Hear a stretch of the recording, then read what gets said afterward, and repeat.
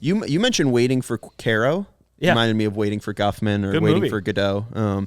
If you want to flash the Edgar Quero stats here, Sarah, 31 games for Edgar Quero since he became a White Sox. He's coming down from the ceiling too. I didn't know what to do. We just had that one photo of him, so I was like, it should have been in all four corners. Yeah, I could have. That's what we do with the Dell metrics. We just put their faces all over the graphic. There you go. Our Wunderkind, Edgar Quero.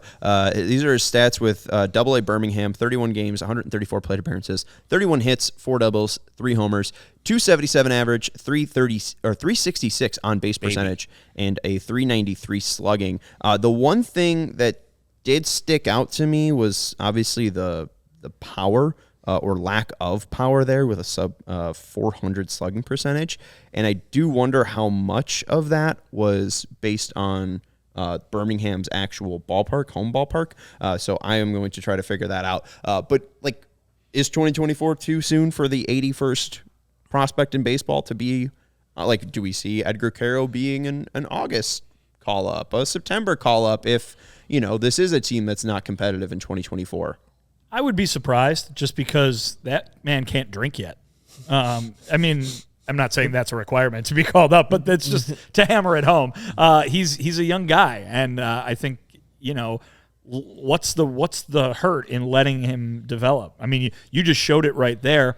Only 31 games with Birmingham. That's the entirety of his Double-A experience with the White Sox. Why not give him a few more, right? And then send him up to Charlotte, and then give him a full season at Charlotte. Why not? I mean, Again, it does depend on what this White Sox team is going to do, but at the same time, White Sox fans are constantly wondering why are the minor leagues not up to snuff? Why are they not contributing the way they should on a rolling basis? We remember Rick Hahn talking about how just as much as producing a long-term contender at the major league level, he wanted to get the farm system in a state where it could constantly be replenishing that big league roster. It's not there. So why not just look to next year and say it's okay if there's a guy that comes up in 2025 or 2026? Because guess what? The White Sox want to be good then too. And Edgar Quero is a big part of the future, you would imagine. Let the guy develop. If he continues to develop at the rate he's at, I'm sure he's one of the youngest players in Double-A, or he was when the White Sox acquired him at least. Then good for him. Maybe he can be the guy who flies through the system. But he's a catcher. Let him learn. Let him get that knowledge base and let him come up and show people, Herb, like you said, the same things that Corey Lee impressed with when he came up. Oh, that guy knows what he's doing in terms of handling a pitching staff. That guy can jump right in and impress you with the way he's acting. Let Edgar Quero do that too, and maybe it takes him a little bit more time. Remember, Corey Lee played in college. He was 20 by the time he joined a pro organization. So let Edgar Quero take his time to develop, because I think if you're a White Sox fan, you want their prospect of success in 25 and 26 and beyond to be just as good as you want their prospect for success next year to be. According to Baseball Reference, he is 3.5 years younger than the average Double-A player, and so he's very young. And I would say the same, Vinny. I would want him to do a full year down in Birmingham. If he's good, put him up to Charlotte, do whatever you need to do, but never see him in 2024 for the White Sox Major League Club, just because he's so young. And yes, he is over 1,000 at-bats in the minor leagues, but why not 1,500? Why not just exhaust as many options you have for this young player down there? As I said with Oscar Colas, let him just knock the door down instead of giving him a promotion just because you have an open spot there. Say, okay, we're going to go and get another catcher, a veteran catcher, and sign him for however many years, 1, 2, 3. And if you prove to us through your work down in Double-A and Triple-A that you're ready for Major League Baseball, cool, we'll send you up here, but we're not giving you a job.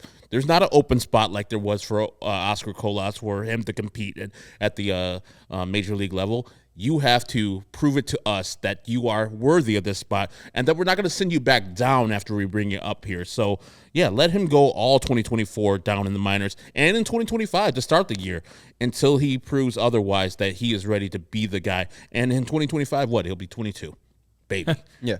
April 6th is his birthday. So, I don't even think opening day 2024 will happen, and I don't think he'll be 21 yet. Can't even drink. That's amazing. So, just to hammer more home about how young this kid is, and real quick, because I brought up the away home splits, 14 away games, 3 extra base hits in those away games, 17 home games, 4 extra base hits in those games. So basically about the same. My favorite stat on Baseball Reference, especially for minor leaguers, is their plate appearances against older pitchers. Edgar Quero has had 17 plate appearanrances against younger pitchers. How is it that many? Huh? How is it that many? Probably one guy. Well, when you're in like rookie ball. Oh, okay. This is career. Yeah, this is career. In his past 3 seasons, he's had 1,126 plate appearances. So only 17 of them. He's had 11,000 more, 1,100 plate appearances against older pitchers in his 3 years of professional baseball. He's learning quick. He is learning quick, and he's very good, too. If you want to flash the next stat graphic here, this is from RM Layton, and I don't know if I've shared this or not on the podcast yet, but highest OPS by a teenage prospect since 2010 who had at least 400 plate appearances. 2017, Bo Bichette had the highest. Most feared bounty hunter in the galaxy. Yes. Yeah. But credit everyone for his Boba Fett That's joke. an oldie but a goodie.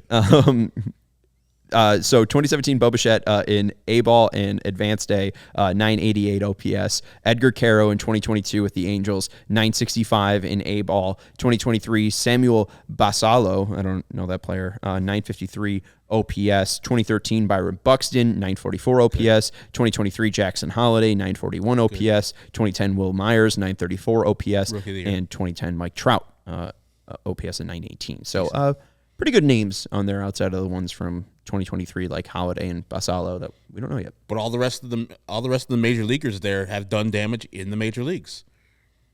Like Will Myers won the Rookie of the Year, was still solid with the Padres a couple years ago. Mm-hmm. I mean, all those players, if Edgar Quero can be a shadow of any of those major league players, mercy. Goodness gracious, in 20. Especially considering one of them is Mike Trout. Yeah, right. Yeah. That'd be pretty cool. What if he's like Mike Trout, but a catcher? You know, that'd be cool. We all silly like the mayor.